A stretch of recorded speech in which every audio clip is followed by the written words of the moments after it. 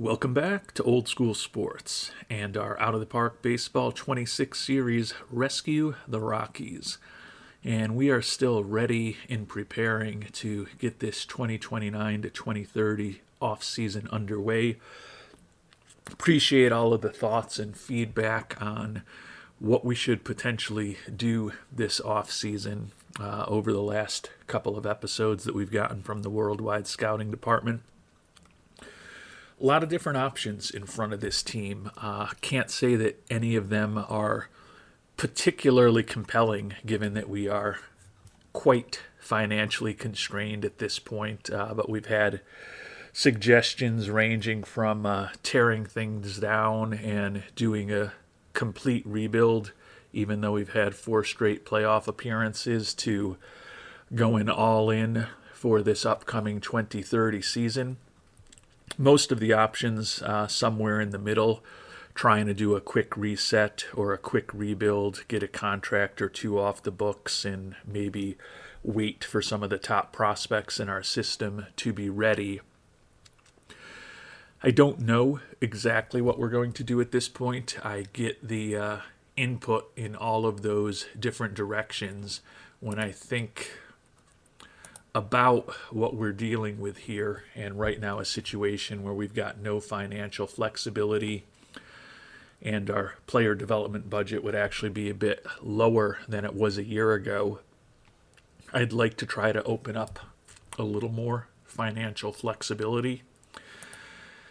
The challenge is that the 2 biggest contracts on our team are, in one case, in Pablo Lopez, who's set to make $20 million next year, essentially untradeable unless we want to retain the whole contract, which defeats the purpose of getting him off the books, since he was a solid pitcher last year with a 3.1 WAR for us. The other big number is Gus Neves, set to make $31 million. Unlike Lopez, he's coming off an off-season where he was barely above replacement level, although he still had 34 homers and 97 ribbies. But he was brutal defensively in right field, minus 15.4 zone rating, and just a .910 defensive efficiency. But the year before, Neves was the National League MVP and Rookie of the Year with a 164 WRC plus and a 5.6 WAR. We can get something in return for Neves. It's not going to be a player nearly as good as he is, unfortunately, but that would allow us to get that contract off the books. But with the almost certain departures coming soon of Brenton Doyle and Austin Wells, losing Neves on top of them certainly puts us into a position where we're losing 2 of our 3 best offensive players in Neves and Wells, and then one of our best all-around players in Doyle, who, although he hit just 240 this past year with 13 home runs, still put up a 3 WAR for us by virtue of his outstanding defense in center field, which includes 4 consecutive Gold Gloves from 2023 to 2026. So I think if we wanted to potentially invest much more in scouting and player development this upcoming season, trading away Neves is the only practical path to do that. Our minor leaguers and our top prospects are still likely a couple of years away in most cases. So there is a part of me that says we try to keep this team together this year. Obviously have some big holes to fill in the lineup with Doyle and Wells likely going. But we keep the team as together as possible for this upcoming season. Try to sneak back into the playoffs for a 5th straight year. And then a year from now, in the 2030 to 2031 offseason, presumably we decline our option on Pablo Lopez, which gets potentially $25 million off the books. And then we hope that Neves this year has a season closer to what he did last year in Colorado. He's still in his 20s a year from now, and maybe we deal him next offseason. That lets us do a harder reset a year from now, open up a lot more financial flexibility, but also putting ourselves in a position where some of our minor leagues are perhaps more able to help us at that point too. So still have a lot to figure out with how we want to proceed with this team, and we'll talk it all through with you in this episode and the next episodes, I'm sure.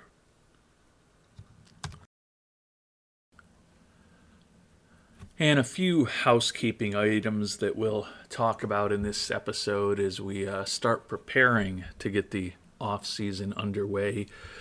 Did just temporarily lower our draft budget and get player development back to where we were a year ago. Right now we don't have any supplemental picks, so you can see our baseline for the draft budget is a little below the $7 million that we've pulled it down to. That being said, as we think about the arbitration period, definitely going to give a QO to Austin Wells. Do not expect that he'll accept it, so that will be a pick coming back in return. Definitely will not be giving a qualifying offer to Jordan Hicks, so we won't be getting a pick there. Brenton Doyle is the somewhat interesting choice. I'm inclined to not give him a QO. He's only looking for $16 million a year over the next 6 years. So I think there's a reasonable chance that he'd accept that $20 million qualifying offer. And if that were the case, we'd really have to make some desperate moves in terms of trades to avoid pulling back scouting and player development to well below the levels we want them at. Have made arbitration eligible offers to most of the guys who are arbitration eligible. I don't think we're going to make an offer to Jared Cerna. I think we'll bring Cole Carrig back as a utility infielder / outfielder for us, and hopefully supplement with either some cheap veterans or guys from the minor leagues. Jaden Hill, still torn on him. His $1.6 million demand is not horrible, but he's also not a critical player. Chandler Simpson is the interesting one. $4.6 million is getting somewhat fully valued if he's really a 1.1 WAR guy like he was this past year. But if he's more of a 2.5 WAR guy, as he was his first couple of seasons with us in Colorado, then he is a much more interesting player, even at that kind of amount. So I think I'm leaning towards bringing Simpson on board. You can see we made offers to a bunch of players, and they are all at amounts somewhat lower than their arbitration estimates as we try to get those guys signed for reasonable amounts for the next year. I don't think any of them are particularly popular, so we're probably not going to get much of a boost to that 59 fan interest, but it is what it is at this point. Maybe when we get further along in the off season, there will be a cheap and popular player available that we can use to either supplement our roster as a middle or long reliever, or perhaps a fifth outfielder, sixth infielder kind of type. But we're probably a couple months away from being able to do that. Got a few suggestions about the player development lab that I'll talk through briefly. Did get a recommendation to perhaps go after some of the real young guys in our organization in terms of some of the higher end prospects in terms of their potential, notably the 18-year-old catcher Mike Girard. I have historically not done incredibly well in terms of my success rate with teenagers in the development lab. Doesn't mean that I'm unwilling to do it. Jordan P. Vitty Contreras is 19 years old right now, and we are going to use a development lab spot on him. But given that we've only got 8 spots that we are going to let ourselves use. I try to want to make sure that we have as high a success rate as possible, and I've found that guys in their early to mid 20s I've generally had more success with than guys who are teenagers. So doesn't mean I won't put a teenager through it, but probably more likely to be a 19-year-old than a 18-year-old or a 17-year-old, and more likely to be one or two guys a season that we do that with rather than the whole class of prospects.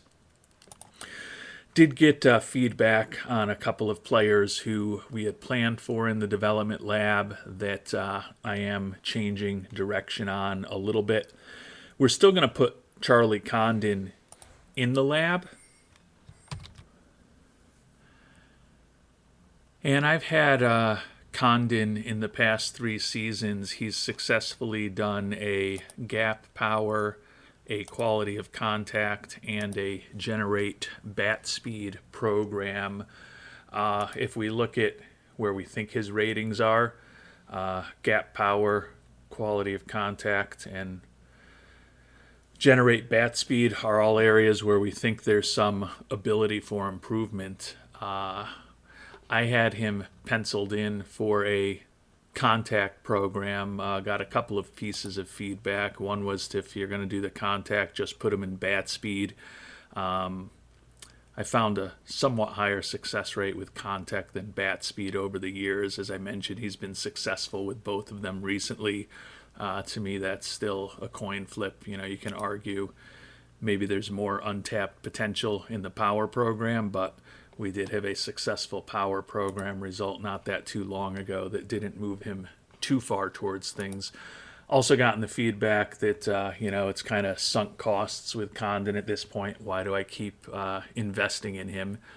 Fair point, but particularly with the likely departures of Brenton Doyle and Austin Wells, it's going to be pretty important for Condon, who is likely to be our everyday first baseman next year, just as he was this year. It's going to be important to get some more offense of him, regardless of where it comes from. I can kind of live with 22 homers and 473 at-bats. I don't know that I can live with 228 batting average or 171 strikeouts and 473 at-bats. Ultimately, it's all just going to come down to the luck of the draw and how some random dice rolls go. But since I have been successful with gap power, contact, and gap speed, we're actually going to use a program I don't use all that often, the 2-strike approach. Does look like he's got the ability to improve his ability in avoiding strikeouts, which could ultimately also help his contact as well. So just for doing something different, we're going to put contact in the 2-strike approach program. Also got some thoughts on my plan to have Isaiah Shader in the secondary pitch improvement program. The hope was that he'd be working on his changeup, but did get some good feedback from Ian that sounded familiar to me. Program is focused on improving a pitcher's secondary pitch, and the thought is that the secondary pitch is their second best pitch, which in this case is the fastball for Shader.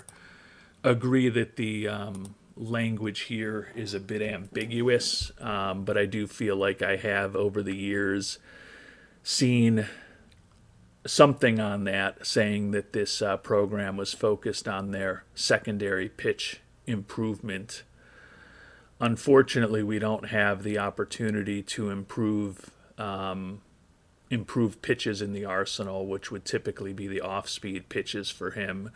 So the decision comes down to, do we go with secondary pitch improvement, or given that we think Shader has a lot of opportunity to improve his control and did only walk 46 batters in 127 innings this year, so he really wasn't bad in terms of his production. But I think I am going to pivot to working on Shader's control instead of the secondary pitch improvement. I am old and grumpy and old school, and I don't love it where OOTP hasn't updated their game manual for a couple of years at this point, and they won't be updating it going forward. And you're kind of reliant on the message boards, and I think there's a wiki out there or whatever the developers having to post as far as these things. I've kind of found that there's a lot of people on the message boards who have very strong and definite opinions about things at times, and if you know about the game or you've played the game, they're completely 180 degrees off, and I think that to me is the danger of the fact that it's just kind of a wiki for the game manual at this point rather than a game manual that's actually vetted by the developers of the game. So kind of off topic here, but I do think there's a little bit of ambiguity now around how the secondary pitch improvement actually works. And given that the pitch that I would be most interested in seeing some improvement in is the changeup, and I'm not confident 100% that that will be what he's working on in secondary pitch improvement. I think I am going to move him to the control program as we talked about. But more than anything, this was just a diatribe for me kind of against wikis and Wikipedia to some extent. I forget whether it was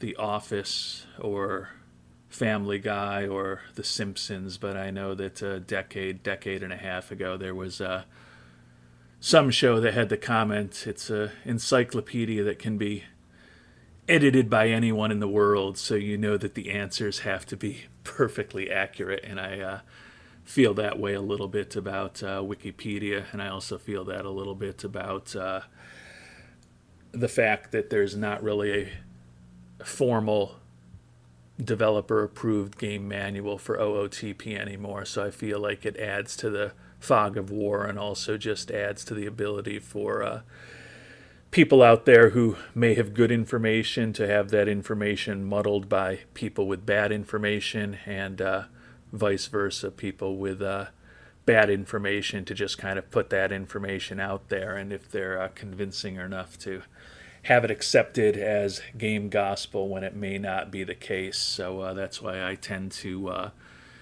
either do things that I am sure about from my own experience, or I'm sure about because I've heard from the mouths of a developer, or more accurately often the postings of a developer, or picked up through my own game experience generally is what I'm going to let influence my decision making, but do appreciate all the feedback on the development lab in general.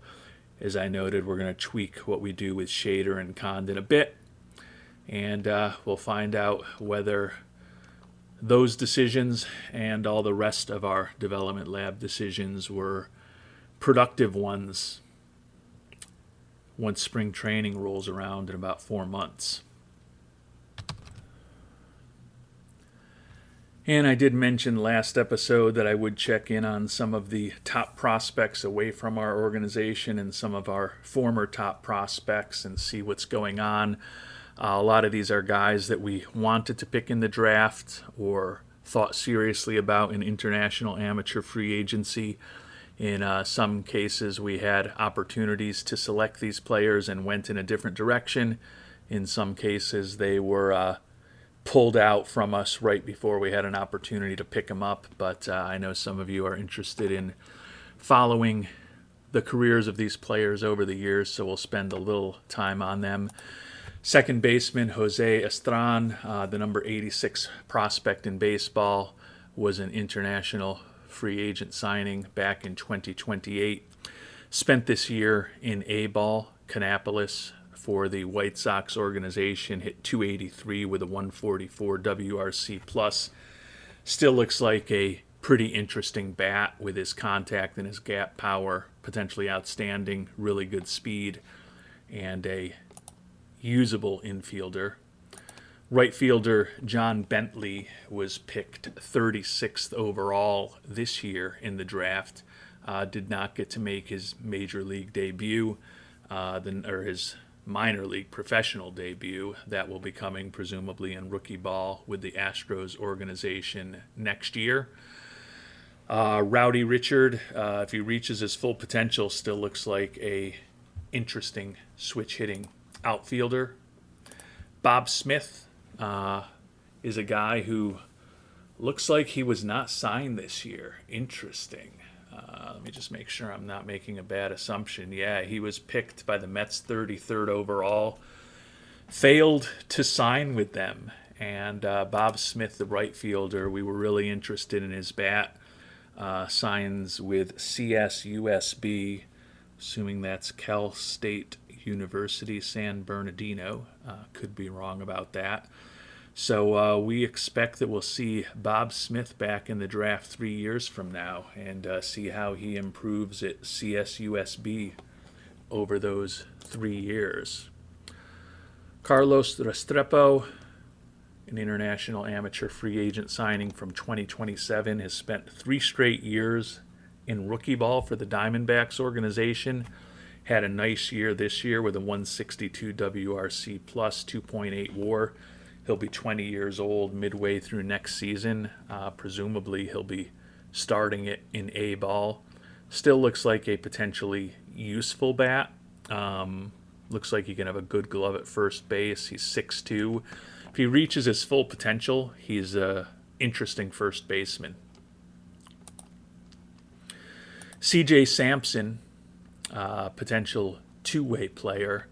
First round pick, 16th overall back in 2026. Sampson still looks like he could be a pretty interesting pitcher. Made his major league debut with the Giants this year and went 3-7 with a 5.34 ERA. Also looks like he could still be a borderline useful major league hitter. In the majors this year with San Francisco, went 4 for 20, so a 200 average. Did have a homer and 3 ribbies, but he also struck out 9 times, Buehler, over the course of his first major league season. Sean Gamble looks completely developed. First round pick, 39th overall in 2025. Spent a full year with the Yankees. 288 average, 37 doubles, 18 homers, stole 10 bases, 117 WRC plus and a 4.3 WAR. Looks like a solid major league bat with good speed and a lot of defensive versatility. Great personality, and he's also got that captain personality class. Gamble is a guy that we had some success with in OOTP 26 in our mini-series a couple of months ago with the Los Angeles Angels. Ryan Westcott, left fielder, first round pick, 27th overall in 2027. Split this year between rookie ball, A ball, and double A. A ball was where he spent the vast majority of his time, hitting 254 with 10 homers and 401 at-bats. Looks like a decent major league hitter, corner outfield profile, useful player, probably not going to be a superstar. Center fielder Jonathan Pera, IAFA signing from 2026. Split the year at the age of 20 between 2 levels of rookie ball and A ball. Hit just 219 in 105 at-bats for the Daytona Tortugas in the FSL. Still looks like a good contact hitter, good gap power, good outfield range. The home run power and the eye are the potential issues for Mr. Pera. Cruz Schoolcraft split the year between high A and double A, most of the year in high A, where he was 7-5 with a 3.65 ERA, and at the plate he hit 223, although he did have 20 homers in 431 at-bats. That's the positive news. He struck out 189 times in those 431 at-bats is the negative news for Mr. Schoolcraft. Zach Veen, who we traded away towards the start of this playthrough, split the year between AA, AAA, and the majors in the White Sox organization. 219 average with 5 homers and 251 major league at-bats. He was about a win below replacement level. And then Lucas Franco, third baseman, finally made it up to AAA this year. Hit just 219 and 32 at-bats. Still looks like an interesting glove. The question is whether his bat is going to really allow him to have a substantive major league career or not. Turning to the pitchers, and these are particularly on the high end, some guys we thought very seriously about bringing on board and went in different directions. Alvarado and Garza in particular are guys whose career we're going to be following. Garza, IAFA signing from 2027, listed as the number 38 prospect in baseball. Fortunately, he suffered a ruptured UCL in May this year, missed most of the season, was 1-1 with a 3.63 earned run average for the Class A Bradenton Marauders. Still see him as having extremely high potential, extreme development risk, extreme ground ball tendencies. Think he can throw over 100 miles an hour. He's a guy who, if he reaches his full potential as we see it here today, is still an extremely interesting player. A few negative traits in his personality. Don't love the low work ethic in terms of him reaching his full potential. And now he's coming off of a relatively serious injury that's going to cause him to miss spring training and likely the start of the minor league season next year, but still looks like a very high-end prospect. Same thing can be said about Mario Garza, number 79 prospect in baseball, IAFA signing in 2028. My concern with him was have to get lucky in terms of adding a new pitch and also in terms of improving his stamina to get him to be a major league starter. That said, if you're successful with those things, his stuff and his movement could both be exceptional. I think his control could get up to major league average. Extreme ground ball tendencies, can hit 100 miles an hour on the gun, we think, and a lot of positive personality traits. He was 4-0 with a 0.69 ERA in his second season in rookie ball this year. He has been outstanding over 41 1/3 innings of professional work at rookie ball. He has struck out 71 batters in that workload. Been well above replacement level both years, 47 FIP minus both years, a ridiculous 1,022 and 793 ERA plus over his 2 years of work. So Paz Garza still looks like a potentially very high-end prospect. We talked about C.J. Sampson. Oscar Perez, torn labrum in May, which ended his season very early. IAFA signing from 2026 in the Mariners organization. Went 2-1 with a 3.29 ERA in 41 innings for Modesto before his season ended early. Another guy who's going to need to likely improve the stamina to be a consistent 5+ inning major league starter. But the ground ball tendencies, the triple digits on the gun, I think his stuff and his movement could be above average. The control he's still working on. Some negative personality traits, but at least it's not a low work ethic. But he did walk 26 batters in 41 innings this year. So if he reaches his full potential, he's still a very interesting major league pitcher, but a long way to go for him to get there. Probably will be the final time we checked in on Chase Dollander, who we traded away early in this playthrough in the summer of 2025. Did not pitch in the majors this past year. Partially torn UCL in the end of June.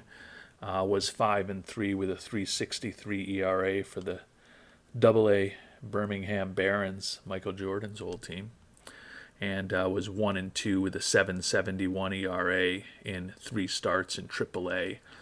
So we'll continue to track how some of these higher end prospects do in the coming years. Definitely think that between Alvarado, Garza, and Perez, probably at least one of those guys makes it huge. If we had gone after all three of them and one of them hit the big time, it probably would have been worthwhile for us because we could certainly use an ace in our pitching staff. But the question is whether we really wanted to invest money in all three of them. And if we didn't invest in all three of them, would we happen to hit on the one that we picked? Certainly looks like it's all possible that they end up very interesting players at the major league level.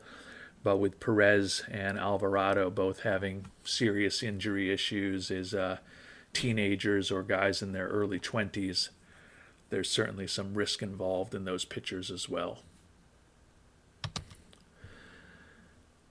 And before we finish up this rather brief episode, we will sim forward one day before the next episode if there's going to be any big trades made to reduce some salary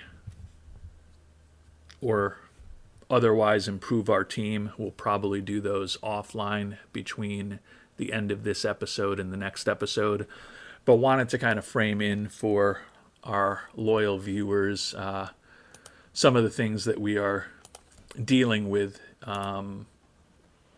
in terms of the trade market. So I've done a fair amount of this offline since the last episode, but wanted to frame in a couple things just to share the options. I mentioned that if we retain no or none of Pablo Lopez's contract, there's essentially nothing worthwhile, or there's essentially nothing that we're offered for him.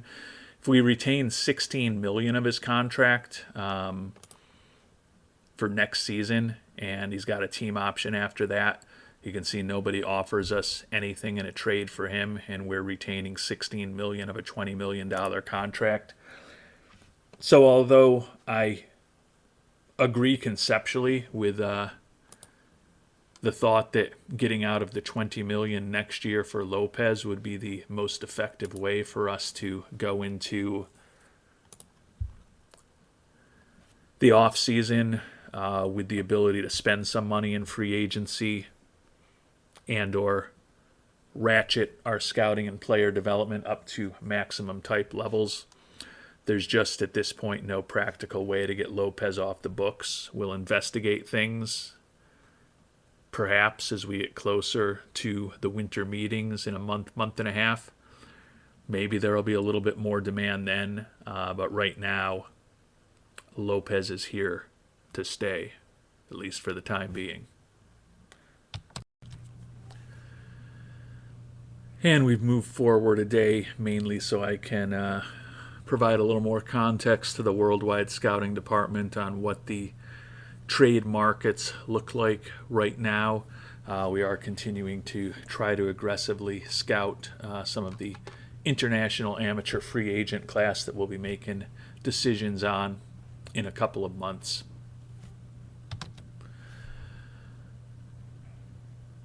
With Mr. Lopez essentially untradeable now, the other option would be to trade away Gus Nieves. Have certainly gotten that feedback from some. Talk about his very poor season this past year where he was only slightly above replacement level. As I talked about earlier, he was MVP who led the league in homers and ribbies as a rookie, though still has a profile that suggests he can be a pretty useful major league player. Durable, going to be out there every day. Don't like some of the personality traits. Tend to think looking at his ratings that this year was a aberration in terms of how bad he was in right field, but he's never going to be a Roberto Clemente type out there, that's for sure. But Nieves, we could trade him away and get out of the last 5 years of this contract at $31 million a year through his late 20s and early 30s. The issue is, as I talked about, this is a guy who in 2 seasons in the majors has won a MVP, Rookie of the Year, All-Star, Silver Slugger, and he just won a playoff series MVP for us, and he's only 28 years old right now. We're just not going to get back full value for him, straight up trade. You can see there's certainly interesting players out there. Drake Baldwin is a good, solid catcher, but he's also a guy who's signed to a contract where he's going to be making $22 million a few years from now, less than $10 million behind what Neves is making. There's not necessarily anyone that I'm incredibly excited about. Bubba Chandler from the Orioles, definitely an interesting starting pitcher. He's a guy who's set to make about $7 million this upcoming season, coming off of a 7-4 record with a 2.32 ERA and a WAR of close to 3. So certainly a very good major league pitcher that we could get for Neves, but I don't know that he's really the type of number one starter that we'd love to get out of this. Emmanuel Rodriguez from the Reds, interesting bat with a better glove. This is a guy who was claimed on waivers not all that long ago. Put up a 111 WRC plus and a 129 WRC plus the last couple seasons for the Reds. Led the league in strikeouts each year. Obviously a good player. Only going to be making a little over $3 million this upcoming season. But it would really be primarily a salary dump to get rid of Neves. And I think ultimately it gets back to what do we want to do with this team next season? Do we want to rip a team that's made the playoffs 4 straight years completely apart? Or do we try to remain competitive next year, even though we're almost certainly going to be losing Doyle and Wells, and then move on from Lopez this time next year, and also potentially look to trade away Neves this time next year and put ourselves in a position where that's when we really do a hard reset on what we're doing with this team. But do we try to stay competitive for one more season and keep Neves around, since we can get a useful piece in return for Neves, but we're not getting a $31 million player or a guy who is capable of putting up a season like Neves did in his 2028 MVP year in return for him. I mentioned that among the arbitration eligible players, Chandler Simpson was one that still haven't made a final decision on. I think I'm leaning towards bringing him back at this point. You can see there's lots of options available for Chandler Simpson. Not necessarily anyone who's going to be a true long-term impact player for us. Andrew Painter of the Mets organization actually wasn't offered for him the last time I looked. Can't believe the Phillies waived Andrew Painter at the age of 26. I mean, he was 2-7 with a 6.75 earned run average, but he was pretty successful with the Mets. This is a guy that when I did this a few days ago in real time and I shopped our friend Mr. Simpson, and it was one day ago in game time, Painter was not an option for him. But Painter, with that brilliant stuff, the extreme ground ball tendencies, decent at keeping the ball in the park, and we think he could be good at it. Now, granted, he's one of these guys who's 26, almost 27 years old with still a lot of untapped potential that he might not meet. but the OSA is, for whatever it's worth, reasonably constructive on him as well. I don't know that we ultimately end up moving on from Chandler Simpson, but Andrew Painter, given that he's now been waived and he doesn't seem like he is incredibly highly valued by the Mets, might be someone to explore. I'm guessing that there's probably not too many people on our team who we can get him straight up for. That's the better players and the top prospects in our organization.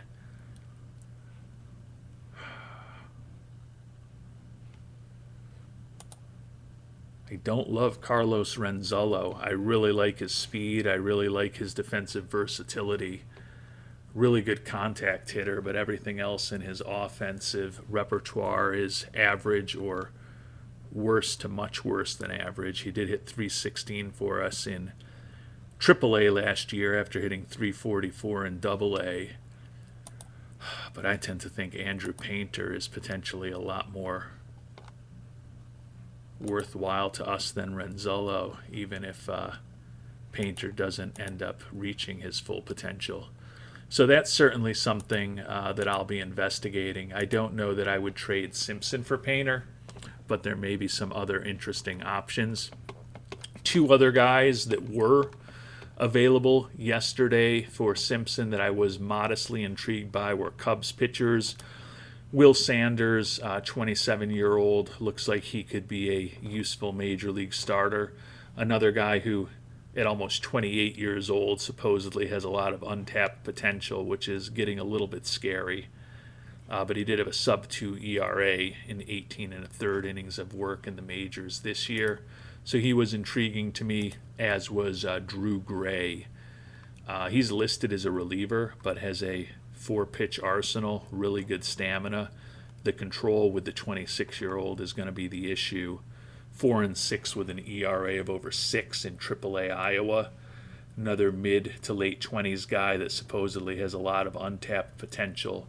Don't know that the extreme fly ball tendencies play incredibly well in cores, but those were two guys who I wasn't necessarily going to give up Simpson for straight up, but I thought might be interesting for us to consider down the line. I also mentioned that I thought we might be moving on from Jared Cerna. Really skilled utility guy. Was well below average offensively this year, and he's regressed each of the past 2 seasons. Set to make about $4 million next year. I think, as I mentioned earlier, that Cole Carrig might be a more cost-effective option than Mr. Cerna. But if I do decide to move on from Mr. Cerna, there's not necessarily great value for him. But Will Sanders, one of the guys that I mentioned, we could get straight up for him. Roberto Flores, you saw him on the top of the list from the Yankees. Don't love some of the personality traits, but Flores certainly looks like he could be a interesting starting pitching prospect if everything works out. So there are options to move on from Mr. Cerna. Those options aren't going to blow us away, but there is some value there. And we'll think about whether there's an opportunity for us to try to extract some of that value in a trade.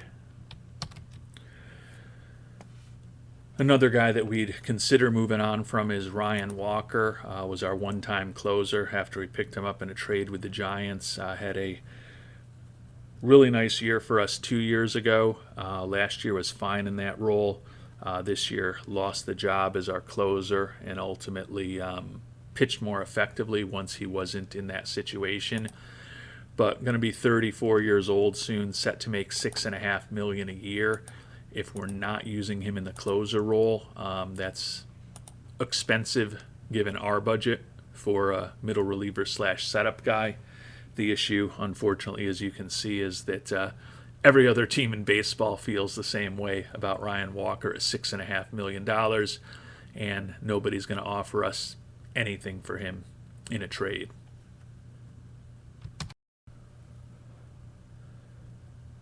And since I've still got one more opportunity to shop a player, we'll look at it for what it's worth. I'm not going to trade away Ezekiel Tovar. He's the best all around player on our organization, even though he has had some injury issues the past few years. Don't think I'm going to trade away Jesus Luzardo, coming off of a 17-6 year with a WAR of close to 4, making $14 million next year, and then 2 potentially pretty attractively priced team options for the veteran lefty. But since that $14 million contract is the 4th highest on our team for next year, if we wanted to open up some money, Luzardo is the way to go. Definitely could get some useful players in return for him.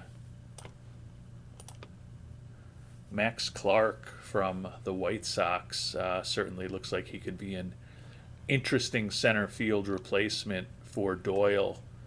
Not quite as good defensively as Doyle. And over the course of his brief major league career at this point, the 24-year-old has put up a rather sickly 59 WRC plus and has been about a win below replacement level. But he looks like a guy who could certainly be in the mix to be a useful infield or outfielder for us for the next few years. So there are options out there if we wanted to move on from Mr. Luzardo. Can also pick up Painter for him. I think I'm definitely going to make a trade for Painter between now and the next episode. I think it's just a matter of who I want to give up for him. Admittedly, with Mr. Painter, his ratings are... I keep looking for him with the Phillies, but he's with the Mets now. His ratings here are with him as a reliever, so presumably his stuff is not going to be quite as imposing as a starter, but it's still going to be above average. And I just like his profile for us in Colorado. And it seems like since the Phillies gave up on him last year, he's valued by the Mets, but he's not incredibly valued by him. So it doesn't seem like it's a awful price to bring him on board. I don't think I will trade Luzardo for him, but I think by the time we get to the next episode, pretty confident that Andrew Painter is going to be a member of our Rockies organization, and we'll roll the dice on him. Maybe being able to improve our rotation, or at very least the depth in our bullpen.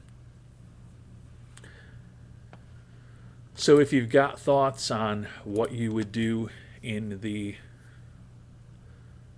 trade market, would love to hear them. As always, appreciate all the thoughts. Appreciate you spending your time here with us. And thanks so much for watching, and hope you have a great day.